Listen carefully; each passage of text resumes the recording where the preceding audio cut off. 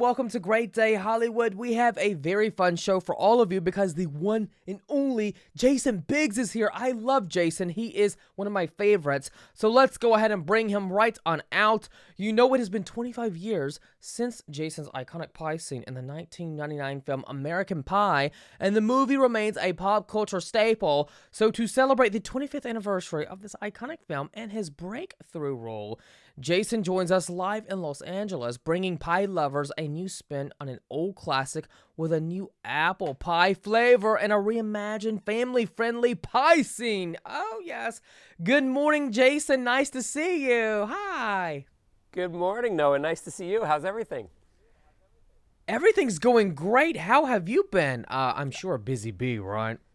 Yeah, but you know, in a great way. Obviously, I've got 2 kids. You know, lots happened in 25 years, Noah. You know, I've got 2 kids that keep me plenty busy, and yeah, as I sit here today, you know, I've got this wonderful collaboration with Edwards Pies here. We are celebrating the 25th anniversary of American Pie with this anniversary apple pie that we have here. It's a bit of an elevated version, but still a nod to the classic apple pie from the famous pie scene, of course.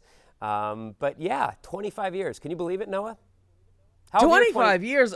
Yeah. Oh my goodness. It's a long time, right? I'm only 26, you know. Yeah, that doesn't make sense. Were you allowed to watch it were you allowed to watch it as an infant, Noah? Did your mom let you? I don't remember. I know my mom loved the movie. You know, she watched it. I mean, I probably was watching it with her, but I had no idea what I was watching because I was so little, you know. Yeah. I love it. But you know what, Jason? I'll watch it tonight in honor of 25. Yes, 25. That's been a long time. Now, when you look back and think about it, does it just feel like 25 years was like yesterday?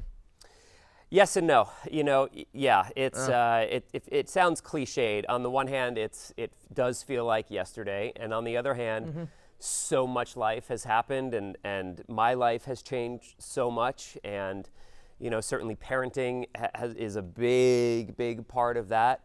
But you know, the American Pie thing for me is that it's been a journey.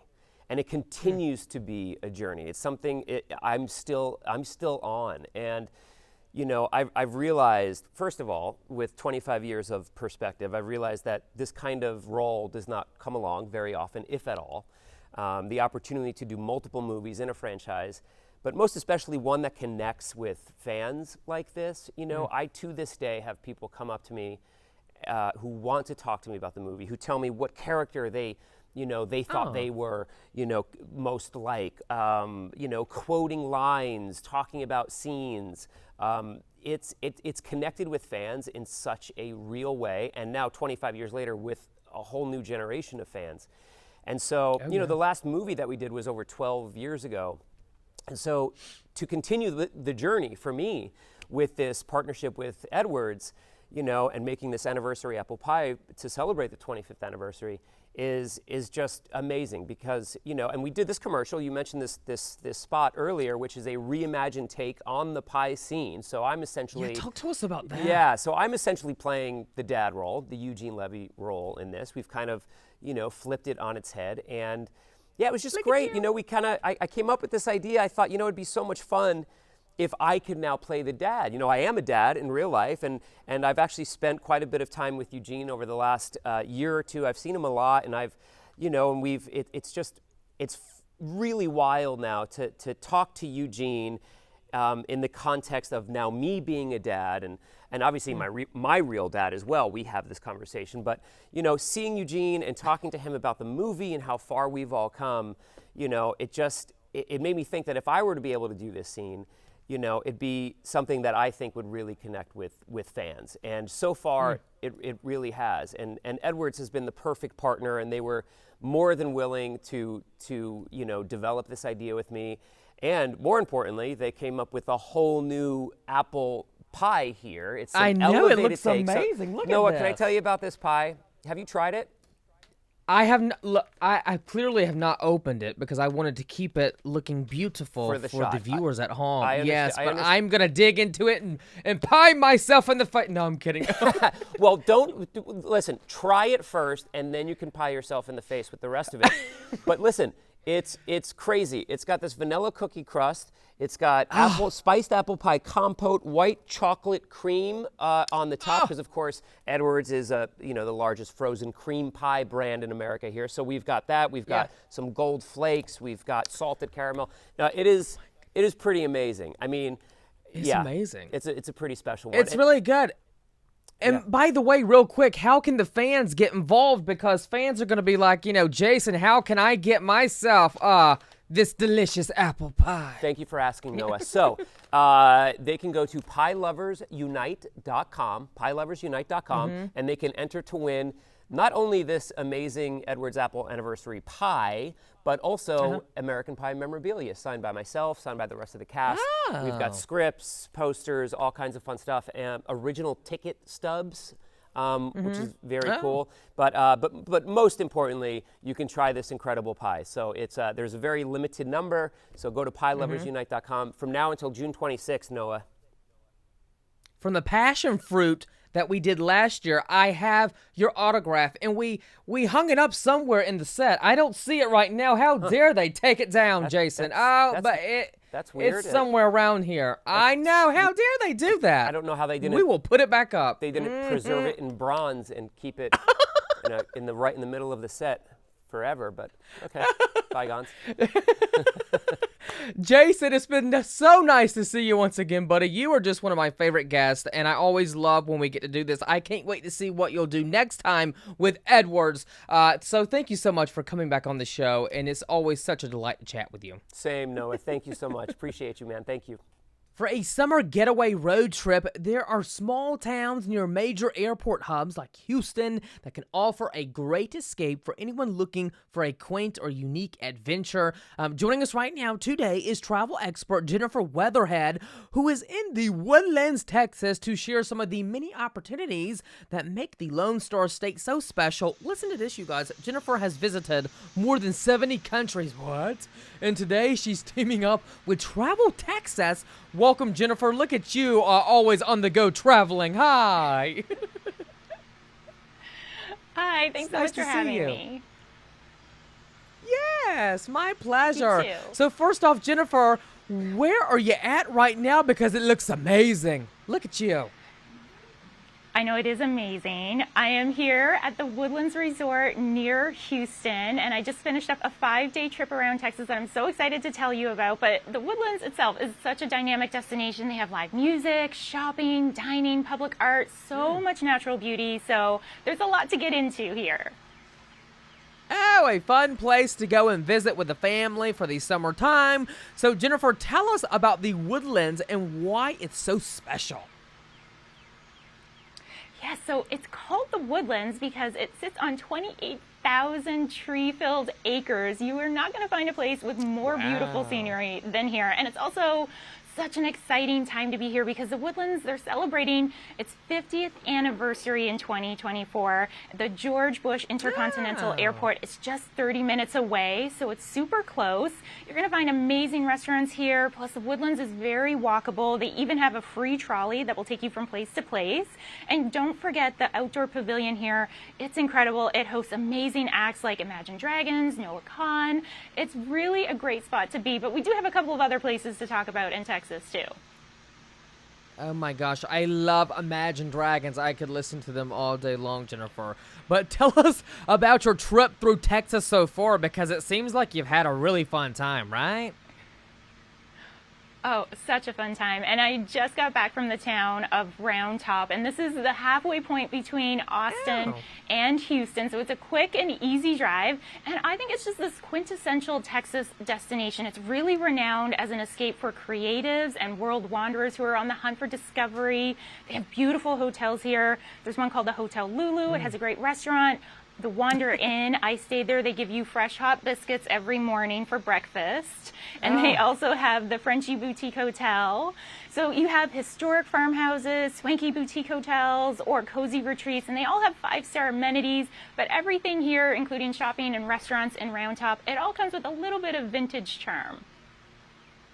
I love fresh hot biscuits for the morning. Oh, that sounds so good. I have not ate this morning, so that sounds like something I really should be eating right now because I'm hungry. Now, Jennifer, where did you go next? Yeah, so after Round Top, I headed straight to Bryan, Texas. And again, it's a great driving destination because it's just a few hours drive from Austin, Dallas, and Houston. And when you're here, you can really enjoy live music. They have a great art scene, lots of shopping and dining dining options in historic downtown Bryan. I got fitted for a custom cowboy hat while I was there. Plus, on the first Friday of each month, there's a free family-friendly event, and it features live performances throughout the entire downtown area. And Bryan is also this really great gateway into the Texas Bluebonnet Wine Trail. So this is an under-the-radar destination. You get spectacular views, delicious wines. I had such a great time when I was there. I visited an amazing winery called Messina Hoff. Great spot to visit. And it's just one of the state's best spots for wildflowers and for wine, too. Jennifer, do you have the hat with you? Come on, put it on right now. I can't have hat hair. Oh, my. I know your hair looks so gorgeous. I mean, it would mess it up if you put it on right now. Anyway, now, Jennifer, when I am ready to book my trip to Texas, where do I even start? And for viewers watching that want to go to Texas. Yeah, so you can find everything about the destinations that I've been to, plus everything about Texas at traveltexas.com. So on there they have the Texas Trip Builder and the Texas Travel Guide, great resources to help you plan out that amazing trip for your vacation in Texas. Well, Jennifer, it's been so nice to have you on the show. I always love when you get to come on, and we'll have all the information below for anyone interested in planning a trip to go to Texas this summer with their families. Jennifer, you take care, my friend. You have a great day, and I can't wait to see where you'll be at next. Thank you so much for having me. I need to pick your brain, Eric, because it needs to be a destination bakery. People need to come because they're so different to the other 20 shops in the area. Yeah. She's got a fantastic, fun range of donuts. Okay. She does the boba drinks. What she's providing is fun, but what she's providing it in isn't fun. Visually, it's not fun. The CW Network has a new baking show premiering on Friday, June 14th at 8 p.m. titled The Big Bakeover. One of the stars from the show joins us right now to share more. Welcome bakery expert, business professional, and author Nancy Birtwhistle. Hello, Nancy. Good morning. Welcome. Hi, Noah. Lovely to meet you. It's really nice to meet you. And oh my goodness, I love your accent, Nancy. That's right. I love it. You know. Now, Nancy, tell us about the Big Bakeover, because this seems like the show to watch for the summertime, right? I think it is definitely the show to watch because it's got everything. It'll make you laugh, it'll make you cry, it'll make you wow, it'll make you be inspired to have a go at baking. You'll be amazed at the makeover of each bakery, and it was such a fun show to do. It was fantastic. I can't wait to watch it. I can do all the emotions right now. You know, well, I cannot wait. It's going to be a really good show. The season premiere is on Friday. So can you tell us about some of the bakeries that will be featured in the series? Talk to us about that.